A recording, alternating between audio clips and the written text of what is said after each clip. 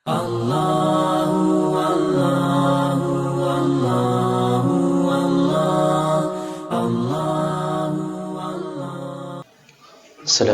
warahmatullahi wabarakatuh. Alhamdulillahi rabbil alamin. Hamdan katsiran tayyiban mubarakan fihi. Asyhadu an la ilaha illallah wahdahu la syarika lah. Wa asyhadu anna Muhammadan 'abduhu wa rasuluhul karim. Allahumma salli wa sallim ala nabiyyina wa sayyidina al-Mustafa Muhammadin wa ala alihi wa ashabihi ajma'in. Amma ba'd. Rabbi shrah li sadri wa yassir li amri wahlul 'uqdatam min lisani yafqahu qawli. Segala puji bagi Allah, kemudian salawat dan salam kepada Rasulullah, pada keluarga dan seluruh sahabat-sahabatnya yang Allah muliakan, insyaAllah seluruh pengurus masjid, imam rawatib, imam syekh, juga kepada semua jemaah, bapa-bapa dan ibu-ibu yang telah menghadiri tempat ini karena Allah. Dan mudah-mudahan setiap langkah kita, setiap tapak kaki kita, duduknya kita, bahkan diamnya kita tercatat di sisi Allah Subhanahu wa taala. Bapak Ibu yang Allah muliakan, dalam salah satu hadis Nabi dari Jabir bin Abdullah dengan derajat yang sahih, Rasulullah sallallahu alaihi wasallam menyebutkan, "An-nawmu akhu al-maut wa la yanamu ahlul jannah." Kata Rasulullah, tidur itu adalah temannya kematian. Jadi Rasulullah memulai kalimatnya dengan mengatakan tidur adalah temannya kematian.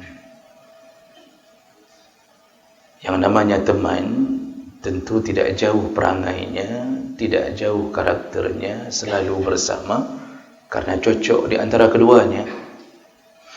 Maka para ulama dasarkan hadis ini mengatakan tidur itu ada dua, ada naumus saghir, ada tidur yang kecil. Tidur kecil itu tidurnya kita ketika sudah lelah, tidur malamnya kita, itu tidur kecil. Dan ada naumul kabir, yaitu tidur yang besar, yang tidak pernah bangun lagi kecuali nanti di padang mahsyar ketika tertiup tiupan sangkakala yang kedua, yaitu radifah. Jadi naumul kabir itu adalah kematian. Nah, oleh karena itu orang-orang yang sebelum terjadinya tidur besar, maka dia akan mengalami tidur kecil. Nah, kemudian Rasulullah sallallahu alaihi wasallam menyambung kalimahnya, wala yanamu ahlul jannah. Ternyata yang banyak sekali orang tidak tahu hari ini, dibongkar oleh Rasulullah, ternyata tidur itu tidak dirasakan oleh penduduk surga. Tentu kita selama ini merasakan bahawa di antara kesenangannya penduduk surga adalah dengar aju-aju. Karena orang hari ini memaknakan kalau bisa tidur itu sebuah kesenangan. Padahal Rasulullah mengatakan penduduk surga malah tidak pernah tidur. Wala yanamu ahlul jannah. Tidak pernah dan tidak mau tidur, dan tidak bisa tidur, dan tidak diizinkan tidur oleh Allah. Jadi hanya dengar musik klip. Jadi jemaah melakukan Allah, tentu ini akan menimbulkan pertanyaan, kenapa begitu? Kenapa orang kalau sudah masuk surga tidak diizinkan untuk tidur? Nah, ini kalau kita lihat di dalam tafsir hadis, dijabarkan oleh para ulama yang diberi ilmu oleh Allah, ternyata ada dua maksud Allah. Kenapa penduduk surga? Kenapa kalau kita nanti sudah masuk surga, kita tidak pernah tidur lagi? Tidur itu, sebelum kita menjelaskan dua maksud Allah itu, tidur itu kalau di dunia, itu dimaknakan adalah proses melemahnya anggota tubuh karena kelelahan, lalu akan direfresh, disegarkan kembali melalui tidur. Di dunia tidur itu bisa mubah, bisa sunnah. Tidur mubah, tidur yang tidak ada maksud, dengut menandaju. Tidurnya sunnah, berpahala ketika tidur diniatkan untuk melanjutkan ketaatan kepada Allah. Kenapa kita tidur siang? Supaya bisa kuat untuk melaksanakan salat asar. Itu serangkaian tidur itu, helaan nafas, semuanya mendapatkan pahala. Begitu niat itu berbeda. Maka ada tidur yang modelnya sunnah Nabi, iaitu qailulah, tidur siang sebentar. Qailulah itu 2 waktu, boleh sebelum zuhur sebentar, boleh setelah zuhur. Jadi tujuannya adalah menguatkan badan. Makanya orang disuruh tidur sebentar sebelum zuhur. Kira-kira jam-jam 12, tidur sebentar, menunggu azan zuhur. Namun disuruh bangun di waktu azan zuhur, kerana azan subuh tinggal. Karena ada orang tidur qailulah, bangunnya maghrib. Yang kan qailulah dalam bahasa Arab, yang qaisurah ke kena. Terlalu banyak tidur, but dengan laju-laju. Jadi kita normal mendapatkan tidur ini, tidur-tidur sunnah ini berpahala. Ada yang tidur haram. Kapan tidur haram? Iaitu ketika tidur merencanakan untuk tidak melakukan ketaatan. Ini model tidurnya orang-orang yang rencana tidur jam 4 pagi dan tidak merencanakan untuk salat subuh. Dan itu tidak ada indikasi, tidak pasang jam waker, tidak memberitahu isterinya ke pegalung sebelum subuh, tidak ada. Memang rencana bertinggal sebelum subuhnya, seluruh rangkaian tidur ini berdosa. Jemaah maka Allah Subhanahu wa taala, tidur ini terjadi pada kita kapanpun, dimanapun. Oleh kerana itu, kita perlu tahu hikmah kenapa Allah tidak izinkan lagi tidur penduduk surga. Dari kecil kita berfikir sang mangat dalam surga, daih ju kahek di dunia ni. Ternyata malah hana dengan tu dan tidak diizinkan tu tidur. Apa maksud Allah Subhanahu wa taala? Dijelaskan yang pertama, Allah tidak izinkan penduduk surga untuk tidur karena tidur menunjukkan kelemahan, sisi lemahnya seorang manusia. Kekuatan, kesempurnaan itu apabila manusia tidak mengalami tidur. Buktinya Allah sempurna, Allah maha kuat dengan cara salah satunya adalah la ta'khuzuhu sinatu wala naum. Allah tidak pernah mengantuk dan juga tidak pernah tidur. Sinah tidak ada, sinahnya seperti ingin tidur, itu sinah. Mau-mau selium, kena-kena dengar, tidak ada bagi Allah. Wala naum, Allah tidak pernah tidur sama sekali. Apakah malaikat tidur? Tidak. Malaikat tidak tidur. Malaikat tidak membutuhkan tidur. Apakah mereka lelah mengurusi hamba-hamba Allah? Juga tidak ada kelelahan, karena Allah cabut kelelahan itu pada mereka. Jadi untuk menunjukkan kesempurnaannya orang-orang yang berada di surga, Allah cabut kekurangan ini. Jadi tidak diberikan lagi tidur, karena itu bahagian daripada kelemahan. Makanya kita sekarang kan banyak lemah-lemah. Katanya hek tu udip dunia kan tiap dengar-dengar dah kerja dengar kan. Kadang-kadang habis sahur dia dengar, dalam pengajian dengar khutbah Jumaat cukup banget dengar apa. Mutipek bab bintih paling rikutnya dengar, dia buka matanya, alhamdulillah masih ada khatib. Dibuka sekali lagi, khatib mana lagi? Jemaah sudah pulang, khatib hilang semuanya. Ini akibat apa? Kelemahan. Makin tua umur kita, makin sering tertidur. Wa man nu'ammirhu nunaqqishu fil khalq. Afala ya'qilun. Barang siapa yang kami beri umur panjang, kami cabut kekuatan tubuhnya, kami kurangi daya tubuhnya. Maka salah satu berkurangnya daya tubuh, dengar. Maka haji baik bengih, wadah urung tuha kedanya, tiap dengar. Wadah masa na ayah ada kat tuha kat 70, wadah tanging bak geduk kat dengar, bak kepajuh bu kat dengar. Dengar kepajuh bu dengar. Subhanallah. Kita bawa di belakang motor kita, itu kadang-kadang seperti beliau membawa kita di waktu kecil. Harus kita pegang dari belakang be'eret, taikat aki uke, be'et tamang langgari apa. Masya Allah. Kenapa? Kelemahan. Lemah. Makanya Allah cabut tidur itu dari penduduk surga. Penduduk surga tidak boleh lemah. Jadi bagaimana keadaan kita? Tidak ada lemahnya.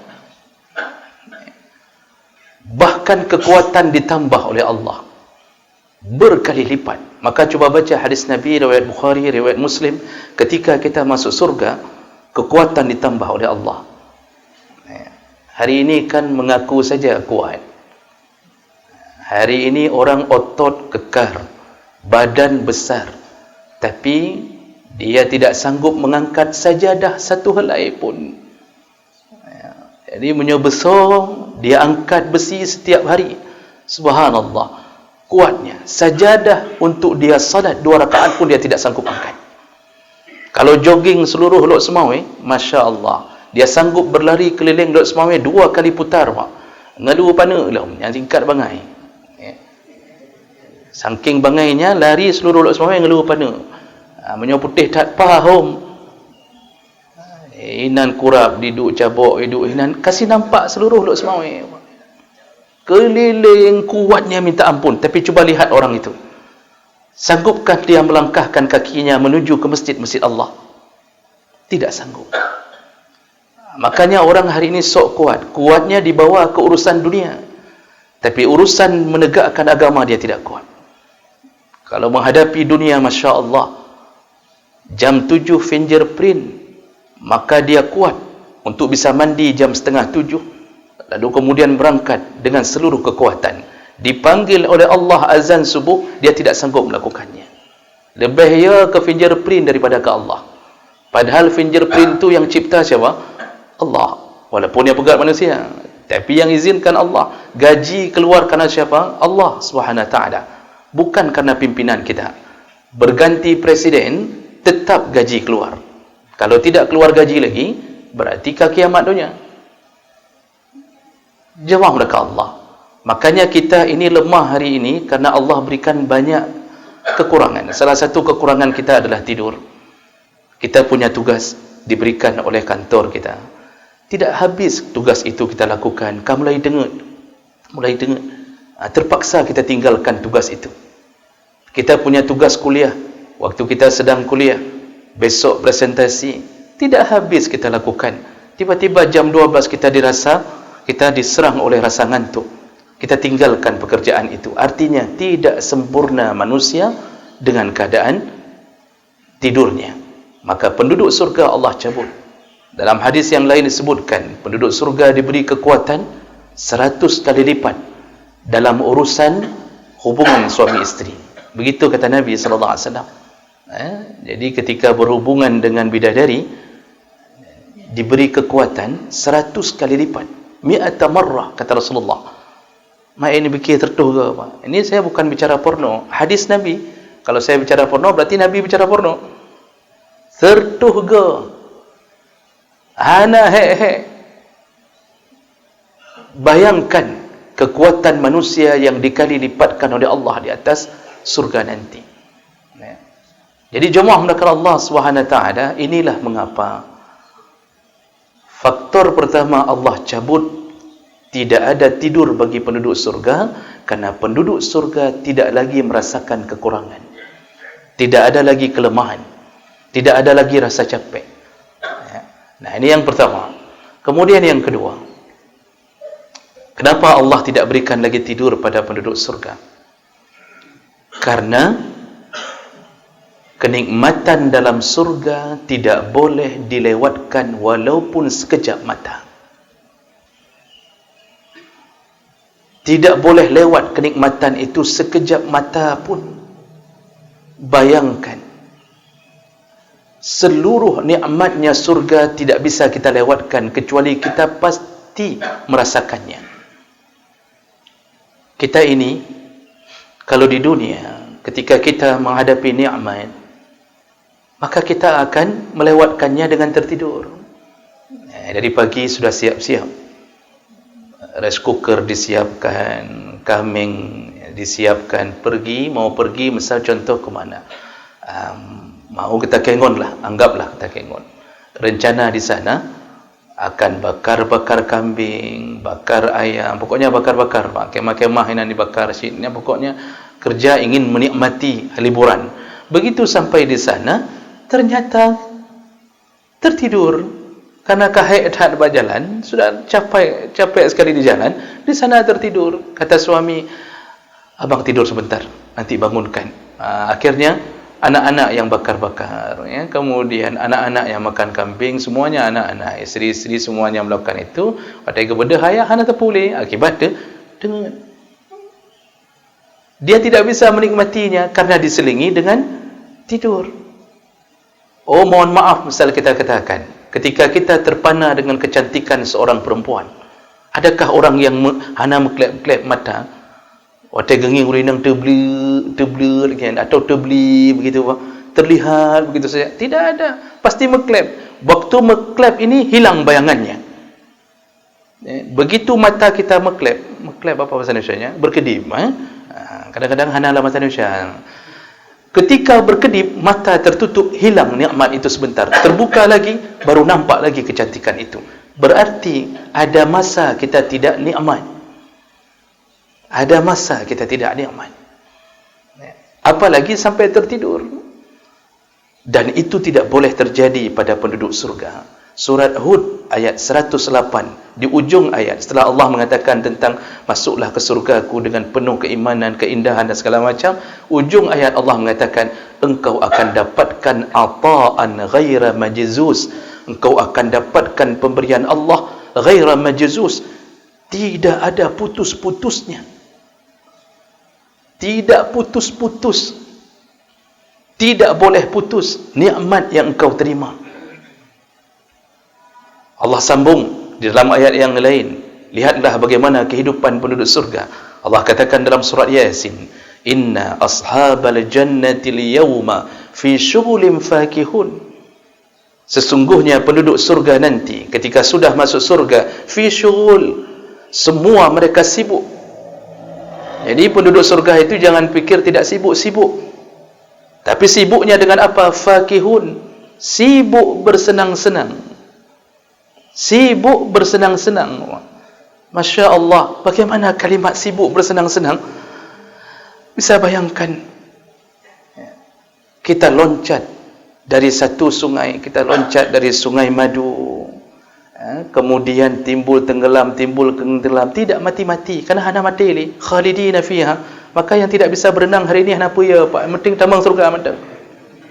Jadi enggak usah terlalu khawatir kapan dolong ka Tuhan, hanya melangu ustaz dong, hanya melangu. Hana payah ya, yang penting tambang surga. Masuk surga tidak ada lagi itu kematian, tidak perlu belajar berenang. Tidak buhua, tidak akan buhua pak. Buhuknya kapan doh? Apa bahasa Indonesia dia ka buhuk? Tidak tahu juga saya itu. Memang banyak bahasa Aceh tidak ada dalam bahasa Indonesia. Tidak ada karena tanya ada dua pegah pu. Jadi Masya Allah tidak ada. Semua sibuk. Lepas dari sungai madu, loncat ke atas, kemudian masuk ke sungai susu. Lepas dari sungai susu, masuk ke sungai khamar. Kemudian tidak ada istirahatnya, makan buah-buahan, lalu makan apapun yang engkau suka. Dalam ayat lain disebutkan, walakum fiha ma tashtahi, apapun syahwat yang engkau inginkan, yang engkau tahan-tahan di dunia, kuserahkan semua kepadamu. Kuserahkan, kata Allah. Syahwatnya laki-laki apa? Tidak ada lain. Zuyina linnas hubbus syahwat minan nisa. Laki-laki itu syahwatnya yang paling dominan adalah perempuan. Tidak ada lain. Kita ini kan sekolah pak, jujur sajalah, sekolah kita dari TK, SD, SMP, yang tujuan apa? Pegang rumah pun kahwin. Pasti berkahwin. Hana lu dengar lu moronyo kepa ajak pulang nak pegang rumah lu ana pak. Untuk apa? Kamu selesai S1 kahwin ilai rencana insya-Allah. Oh minta but ilai. Minta but kepa? Halau kahwin dah. Begitu, atau kahwin nilai baru minta ampun. Tergantung dua model itu, bang. Itu laki-laki. Perempuan pernahkah memimpikan syahwat untuk bertemu dengan laki-laki? Itu nomor dua. Karena syahwat perempuan Allah katakan bukan seperti laki-laki. Laki-laki itu syahwatnya memang perempuan. Cuma laki-laki saleh, syahwat itu ditahan oleh imannya. Dia tidak berzina, dia tidak pacaran, dia tahan karena Allah. Ketika ijab kabul, baru Allah halalkan segala-galanya. Dia berpahala dengan semua nafsu yang dia tahan itu. Syahwatnya perempuan bukan pada fisiknya laki-laki. Kata Allah, perempuan itu syahwatnya minal qanatir al-muqantarah minaz zahab wal fiddah. Perempuan itu sukanya perhiasan emas, perak. Makanya jangan fikir badan kita kekar disukai oleh perempuan. Tidak. Selama isi dompet kosong, walaupun kekar sekalian galak urina. Lihatlah Bapak Ibu yang Allah muliakan. Seorang suami, Masya Allah, lagak, ganteng, panjang, kekarnya minta ampun. Tapi penghana, geduk di ke rumah, dalam kedai kopi, gelipat-lipat ija kerung. Apakah ada isteri yang ketika suaminya pulang dengan badan kekar, lalu bertambah-tambah cintanya? Tidak. Yang ada tambah-tambah bengihnya. Iran dari mana? Ini duduk kedai kopi di mana? Pun dia fikir kamu hana ada. Anda berkahwin dengan long, anda minta peng. Macam-macam pep-pepnya perempuan. Walaupun si kekar itu kekar sekali, tidak bertambah cintanya. Tapi Masya Allah, ada seorang laki-laki hitam, legam, gemuk, pendek, macam-macam pak kekurangan diberi oleh Allah. Tapi pengkuk lega kan. Nya dia urinang, I love you pump, I love you nyo, I love you je. Tiap-tiap bulan dikeluarkan wang dompet nyo 400-500 ribu ke belanja.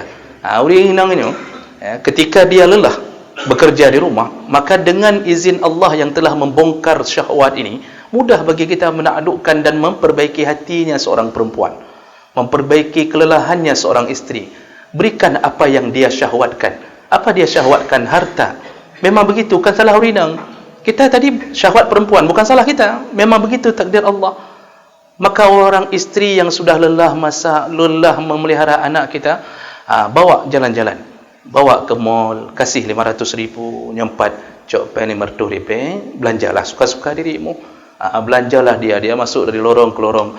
Suaminya duduk di bawah tangga, geduk di miuk renyan hanai balik-balik di indangnya. Berpindah capeknya dari si istri menuju ke suami. Hanya model lagi kan. Tapi istri, Masya Allah, saya kan apeng 500 bajaro. Itu Masya Allah, dia lupakan semua kelelahan di rumahnya. Tidak terbayang sedikit pun. Maka katanya orang agam bercarang-carang. Jangan sudah istri capek, kita capekkan lagi dengan kriat kita. Paling kurang 1 bulan 1 jilbab, 1 bulan 1 jilbab.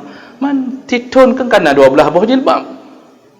Dia tinggal peblo yang teka-teka yang belum la ilm, begitu ceritanya. Yang jemaah melakukan Allah Subhanahu wa taala, masya-Allah, penduduk surga fi syughul, semuanya bersenang-senang sesuai dengan syahwatnya masing-masing. Yang bertemu bidadari, Allah berikan bidadari. Dalam satu rumah, dalam hadis yang sahih disebutkan ketika kita masuk ke dalam rumah di surga, 60 bidadari Allah sediakan. 60 bidadari, dan rumah kita itu luasnya seluas mata memandang. Terbuat dari emas dan perak, mutiara, permata. Jadi lengkap. Untuk laki ada, untuk perempuan ada. Apakah perempuan akan cemburu? Isteri kita cemburu ketika kita masuk surga, lalu kita diberikan 60 bidadari yang lain? Tidak ada cemburunya. Karena begitu masuk rumah yang terlihat rumah terbuat dari emas, mana ada cemburu? Kata waktu kata suaminya, hai dong jap dari belah dia apa? Kata nejak aju, yang penting lu ngemuhnya dah kajian dong. Sesuai dengan syahwatnya. Maka begitu sempurna pemberian Allah Subhanahu wa taala. Tapi walaupun begitu, ibu-ibu tidak perlu khawatir. Karena istri yang salihah masuk surga dirubah oleh Allah menjadi bidadari. Jadi jangan merasa mangat tak ada ni. Merempuak dengan bidadari baru, ilung mentang lagi sat-sat. Oh, tidak lagi sat-sat. Tidak. Yang laki-laki Allah rubah dalam hadis, Nabi katakan, yang laki-laki dirubah menjadi bentuknya Nabi Adam AS. Dibentuk menjadi perawakan Nabi Adam AS. Sittuna zira', 60 hasta tingginya. Jadi hari ini kita yang semampai-semampai ni, yang semeter-semeter tak sampai, itu nanti dirubah Allah 60 hasta. Setinggi pohon kelapa, Pak. Kan bonsai, kan kelapa bonsai. Kelapa rojih yang tuha-tuha rojih kita orang kampung. Ubinan ke panjang kita. Kalau ganteng, jangan ditanya. Kenapa Allah rubah jadi Nabi Adam? Kenapa Allah tidak rubah jadi Nabi Yusuf? Padahal cerita demi cerita yang kita dengarkan, Yusuf lah yang tertampan. Bapak Ibu yang Allah muliakan, Nabi Adam itu beda dengan Nabi Yusuf. Nabi Yusuf itu yang tampan wajahnya. Namun ingat, ketampanan wajah Yusuf adalah hasil perkawinan Ya'qub dan istrinya. Jadi masih ada darah manusia. Kebetulan Ya'qub ganteng dan semua saudara Yusuf ganteng. Kalau baca tafsir surat Yusuf, saudara Yusuf yang dulu melemparkan Yusuf ke dalam kamar mandi, kamar mandi, ke dalam lamon, tanya dah keman kamar mandi kadang-kadang, kasi salah. Ke dalam sumur, ketika disuruh oleh Ya'qub mencari Yusuf kembali, sudah lama hilang. Apa kata ayahnya? Kata Ya'qub kepada saudara-saudara Yusuf, ketika engkau masuk ke dalam kota Mesir, ketika masuk ke Mesir, la tadkhulu min babi wahidin, jangan masuk dari satu pintu, tetapi masuklah min abwabin mutafarriqah, masuklah dari pintu-pintu yang berbeda. Kenapa Ya'qub menyuruh masuk dari pintu berbeda? Jangan bertumpuk orang ganteng dari satu pintu, nanti menjadi sumber perhatian. Jadi ganteng semua, makanya jangan masuk dari satu pintu. Baik orang Mesir akan lihatnya dari panenya orang pemalaikat mandum. Maka Ya'qub mengatakan, masuklah dari pintu yang berbeda, jangan menimbulkan perhatian. Semua mereka ganteng, cuma paling ganteng, paling tampan Yusuf alaihissalam. Namun ingat, Yusuf adalah hasil perkawinan. Adam bukan hasil perkawinan, langsung dicetak di pabrik, Abang, oleh Allah Subhanahu Wa Taala. Tangan Allah yang mencetak Adam alaihissalam. Tidak ada makhluk yang lebih hebat daripada cetakan Allah langsung. Maka manusia yang paling indah, paling ganteng, paling rupawan, segala-galanya Adam alaihissalam. Kita tidak dijadikan Yusuf, dijadikan Adam. Isteri kita dirubah jadi bidadari, umurnya 25 sampai 30 tahun saja. Dari mana saya tahu? Ya hadislah. Menunjukkan hadis pandai tak patih lain. Hadis yang mengatakan itu, antara 25 sampai 30 tahun saja. Cantiknya jangan ditanya. Air lewat di tenggorokan, nampak airnya. Air nampak.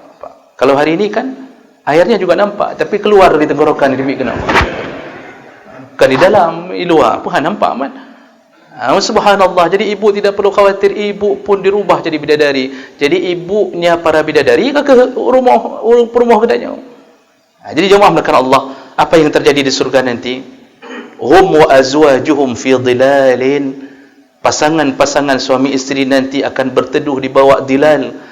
Dhilal itu tempatnya tidak panas, tidak dingin, nyaman. Subhanallah, surga itu tidak panas dan juga tidak dingin, karena terlalu panas menyiksa, terlalu dingin menyiksa. Allah katakan fi dhilal, di bawah tempat-tempat bernaung. Lalu apa yang mereka kerjakan? Alal araiki muttaqiun, berleha-leha di atas sofa. Araik, arikah, yang sofa, berleha-leha. Jadi kerja kita itu berleha-leha, naik kata sofa, loncat-loncat. Dan sofa di surga, satu sofa itu 70 tingkat. Satu sofa. Jadi ketika orang mau tidur di atas spring bed, 70 tingkat spring bed, kata Nabi SAW. Lalu sahabat bertanya, bagaimana kita naik ya Rasulullah 70 tingkat? Kata Rasulullah, sofa itu akan turun seperti turunnya unta. Engkau naik, baru dilambungkan Allah ke atas 70 tingkat. Kita baru spring bed satu tingkat saja, kata gerhing-gerhing di malam apa. Subhanallah, sibuknya kita. Lahum fiha muttaqiun, lahum fiha, kata apa sambungan ni? Kata putus-putus je. Fakihatu wa lahum ma yad'un. Allah berikan segala buah-buahan dan apapun yang engkau inginkan. Masya-Allah, buah-buahan. Baca hadis yang panjang. Ada hadis yang panjang, ketika malaikat menjadi dayang-dayang kita. Dulu malaikat mencatat-catat kita, nanti malaikat menjadi dayang-dayangnya kita. Lalu malaikat membawa satu buah, lalu kita merasakannya, nikmatnya luar biasa. Lalu tidak lama kemudian, beberapa menit, dibawa lagi buah-buahan yang baru. modelnya sama, warnanya sama. Lalu kita bertanya, ini bunyi hadis. Kita bertanya, bukankah tadi ini sudah aku makan? Kata malaikat, makanlah dulu, makanlah. Ketika makan, Masya Allah, rasanya berbeda. Buah yang sama, 1000 rasa dalam satu model. Itu 1000 rasa dalam satu model. Tidak akan habis rasa itu, diperbaharui oleh Allah sampai selama-lamanya. Selama-lamanya. Maka bayangkan, sibuknya kita di surga dengan nikmat. Pajuhnya, pajuh je. Tapi kan ustaz sakit perut, denteknya lagi nyan. Itu dunia yang sakit perut. Kata Nabi SAW, penduduk surga tidak ada sakit perutnya, ya, tidak ada ee-nya, tidak ada ee-nya, tidak ada ingusnya, tidak ada keringatnya, bahkan tidak ada sendawanya. Tidak ada, gerok pun tak ada. Kita habis makan, dalam sembahyang, payah pindah gok-gok samping wiunan, Pak. Di surga tidak ada penyakit. Jangan takut, diabetes tak ada, asam urat, kolesterol, apalagi stroke tidak pernah, kurap, panu, kadas, hanayan, sempurna. Lakukan apapun, tidak mati-mati. Disibukkan setiap hari hanya berfikir, apalagi kita lakukan hari ini. Ya. Jadi cukup loncat sana, loncat sini, bersenang-senang. Nas mayang lo. Tidak ada, Bapak. Ada pengajian lagi? Tidak ada. Subhanallah. Maka oleh karena itu, Allah hilangkan tidur supaya jangan satu nikmat pun terlewat dari mata. Karena kalau sudah tidur ada yang terlewat, ada buah-buahan yang tidak sampai. Mesti kita tertidur di surga ni. Malaikat antar buah-buahan. Kita tanya sama isteri, "Nah dia hantar dom, nah kagak pulang balik dom, kagak lewat ke buah-buahan?" Oh tidak. Tidak lewat satu nikmat pun. Maka Allah haramkan tidur pada penduduk surga. Oleh karena itu, kesimpulan kita pagi hari ini, nyamnya ada cok kesimpulan habis-habis Pak. Baik-baik ada cok kesimpulan. Kesimpulannya, kalau mau masuk surga yang di dalamnya penuh nikmat dengan tidak ada tidur dalamnya, janganlah berbanyak tidur di dunia. Ya, jadi jangan andalkan hadis yang tidak sahih. Naumus shaim ibadah, tidurnya orang puasa ibadahnya. Hadisnya masalah apaan? Ya, dan ada yang mengatakan palsu, tidak benar, tidurnya orang puasa ibadah. Ya, jadi jangan mengira, makanya orang puasa punya kecok hadisnya, tengok dari sahur pun buka puasa baru ke bedah je tiga. Waktu kedanya apakan lagi nyan? Hai, long ibadah mono. Saya beribadah dari sahur, saya ibadah, saya bangun nanti waktu berbuka lengkap sempurna ibadah saya. Betulnya ibadah tapi bangai debutnya.